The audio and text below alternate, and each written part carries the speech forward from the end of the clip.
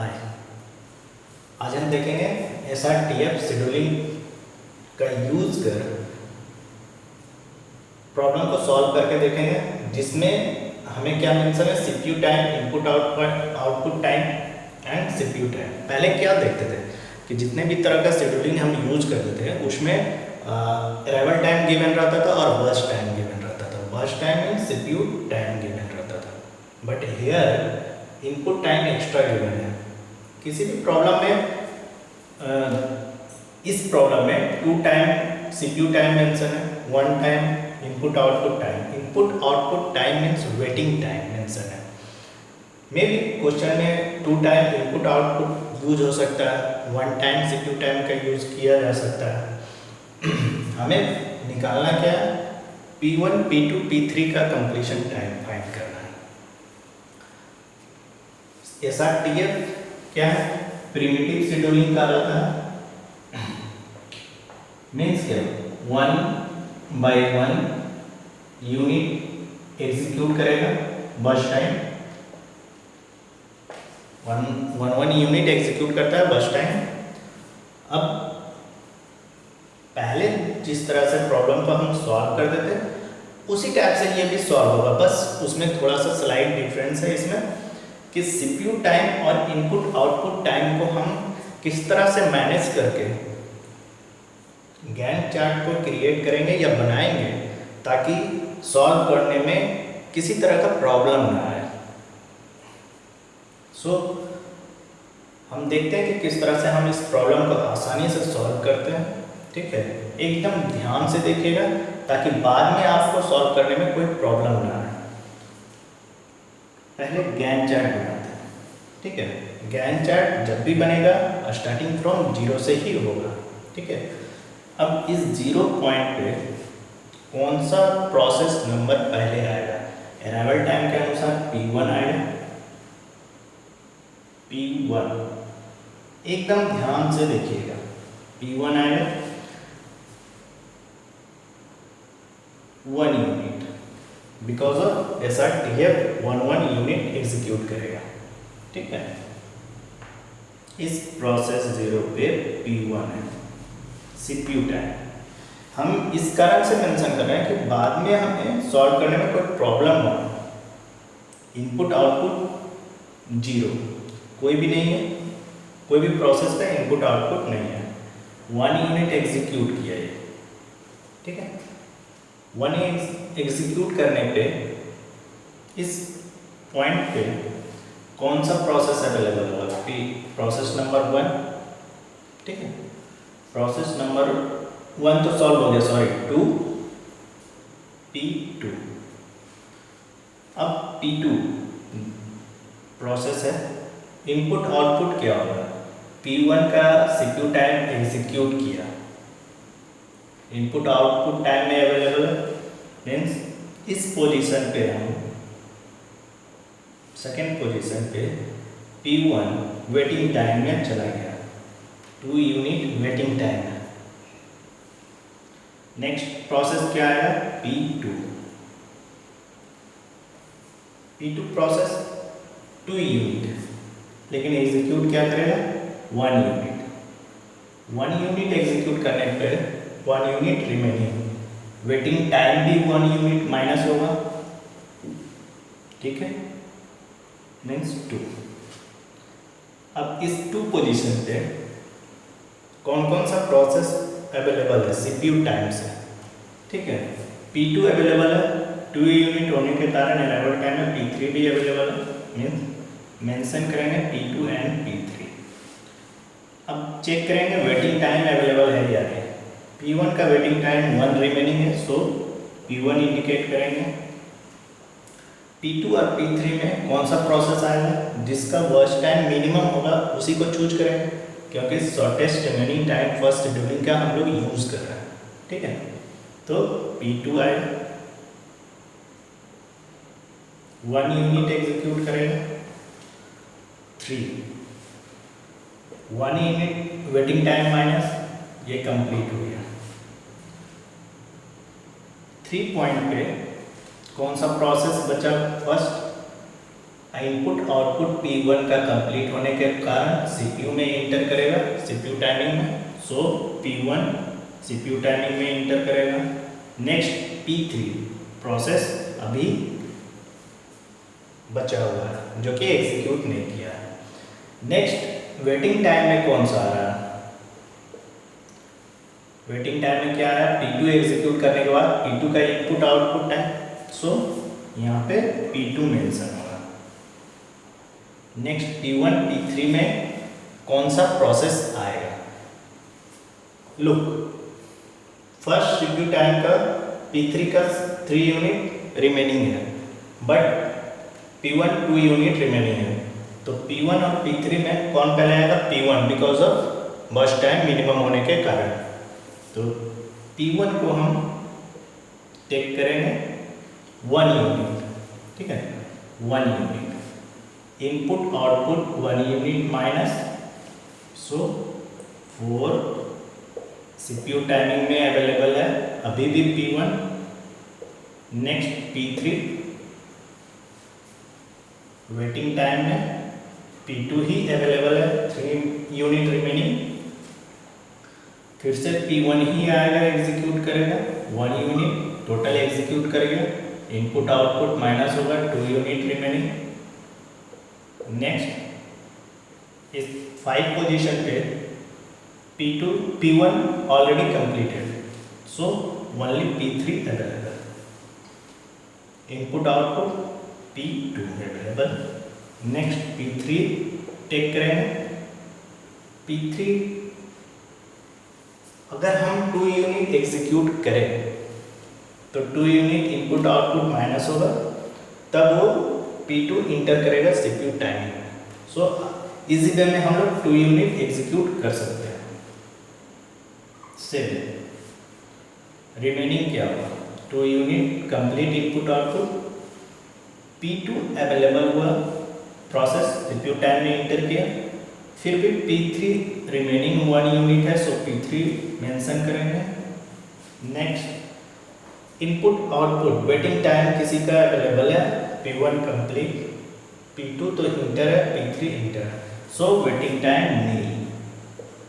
इस पोजीशन पे waiting time कुछ भी नहीं है। नेक्स्ट P2 और P2 P3 में कौन सा लगेगा? P2 का सीपीयू टाइम 5 यूनिट, P3 का 1 यूनिट, सो P3 टेक करेंगे 8। P3 कंप्लीट, वेटिंग टाइम नहीं है, P3 अवेलेबल हुआ, waiting time. P2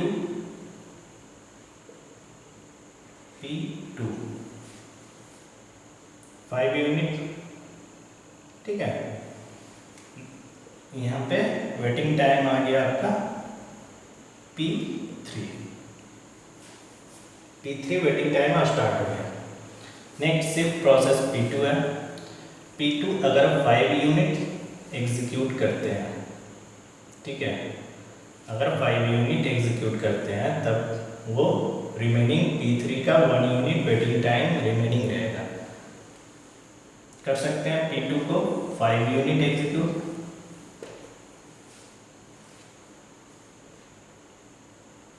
thirty 5 unit minus करने पर 1 यूनिट P3 का इनपुट आउटपुट ये नील P3 इनपुट आउटपुट शो कर रहा है 13 पोजीशन पर, ठीक है। लेकिन यहाँ पे कोई भी CPU प्रोसेस नंबर 1 भी अवेलेबल नहीं है because of waiting time 1 remaining. So next जो CPU अवेलेबल होगा 1 यूनिट वेटिंग टाइम है 14। P3 1 unit complete. नेक्स्ट जो है P3 प्रोसेस अवेलेबल होगा P3 8 यूनिट 22। ये आपका गैंट चार्ट कंप्लीट हुआ। अब हमें फाइंड करना है P1 P2 P3 का कंप्लीशन टाइम। होप सो आप लोग को कोई प्रॉब्लम नहीं हुआ होगा, किस तरह से हम वेटिंग टाइम को अलग मेंशन किए हैं, सीपीयू टाइम को अलग मेंशन किए हैं, ताकि गैंट चार्ट बनाने में कोई प्रॉब्लम ना हो। P1 का कंप्लीशन टाइम 5, P2 का कंप्लीशन टाइम 13 एंड P3 का कंप्लीशन टाइम 22। गैंट चार्ट के अनुसार हमेशा कंप्लीशन टाइम राइट साइड के इन पॉइंट से देखते हैं, ठीक है। नेक्स्ट एक और एग्जांपल लेकर हम शो करते हैं। अगर क्लियर नहीं हुआ होगा तो नेक्स्ट बार में आप क्लियर हो जाएगा। उस एग्जांपल में मैं 2 टाइम्स इनपुट आउटपुट ले रहा हूँ, ठीक है, और CPU time only 1 time. So confuse मत कीजिएगा, ठीक है।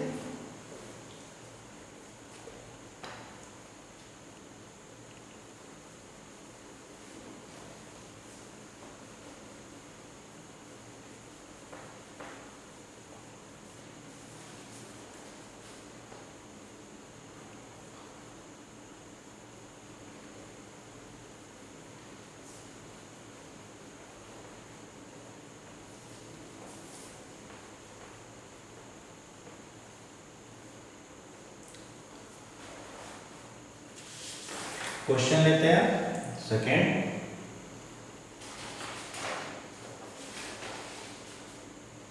Process number 1 2 3, arrival time 0 0 0, input output time, CPU time, input output time, and then find the simple, don't solve. Find the P3 completion time. What? Input output time 4 8 12 40 28 42 2 4 6। ये question है।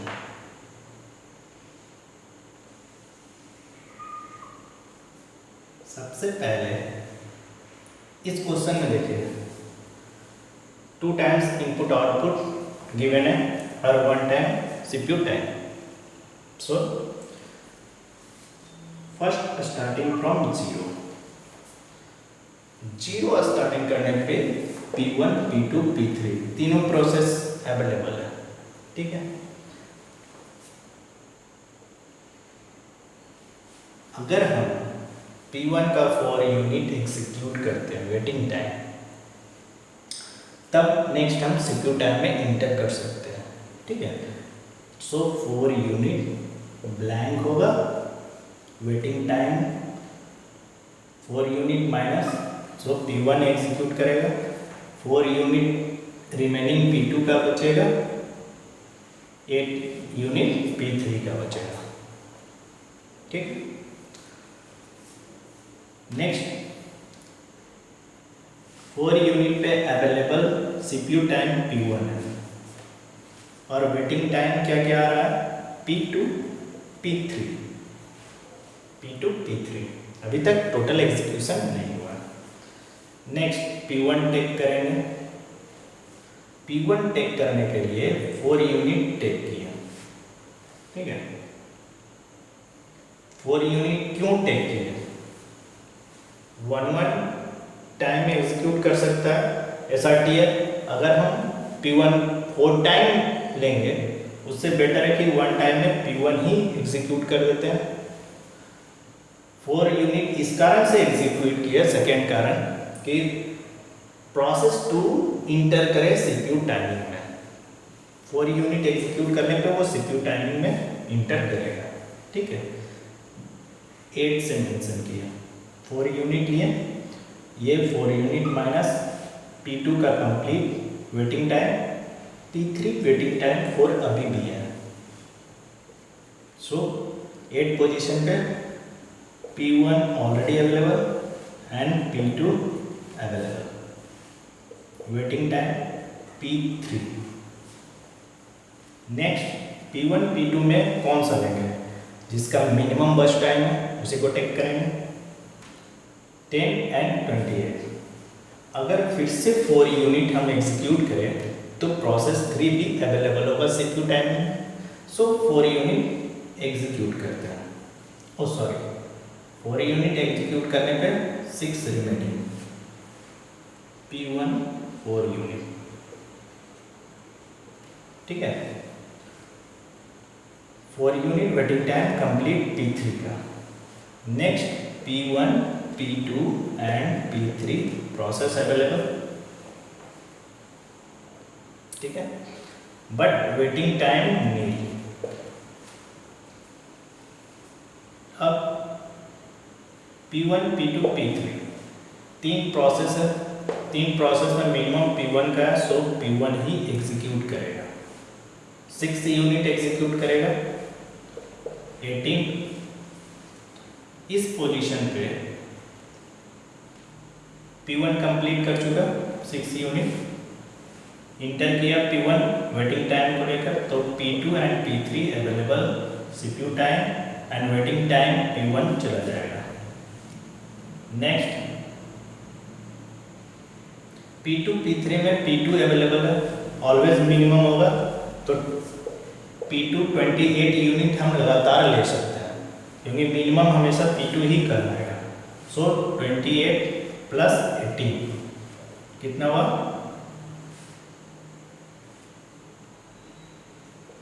46। इस position 46 पे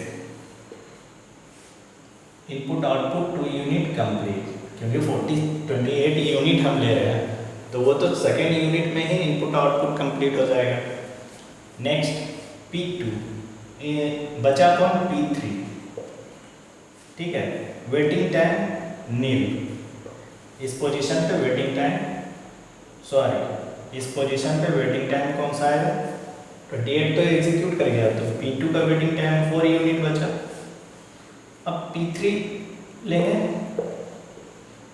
P3 42 unit, ठीक है, total execute करेगा, 4 unit execute करेंगे तो 4 unit ये कंप्लीट हो जाएगा।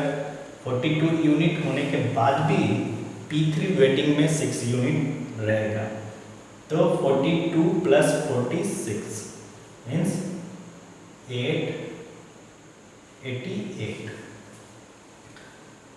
P3 एग्जीक्यूट करेगा, CPU टाइम कुछ भी नहीं, लेकिन वेटिंग टाइम यहाँ P3 मेंशन है because of 6 unit. Next blank 6 unit होगा, 6 यूनिट होगा, सो 94।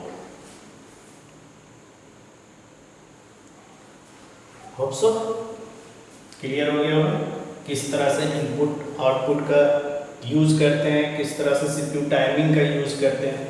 फाइंड क्या करना है, P3 का कंप्लीशन टाइम, P3 का कंप्लीशन टाइम। यहाँ पे हड़बड़ी में ये ना मेंशन कर दे कि P3 का कंप्लीशन टाइम 88 होगा, नो, बिकॉज P3 का 6 यूनिट रिमेनिंग है वेटिंग टाइम, सो पूरा एग्जीक्यूट करने पे P3 का जो है आंसर 94 होगा कंप्लीशन टाइम। ये ध्यान रखिएगा। आई थिंक आप लोग का क्लियर हो गया होगा। Thank you.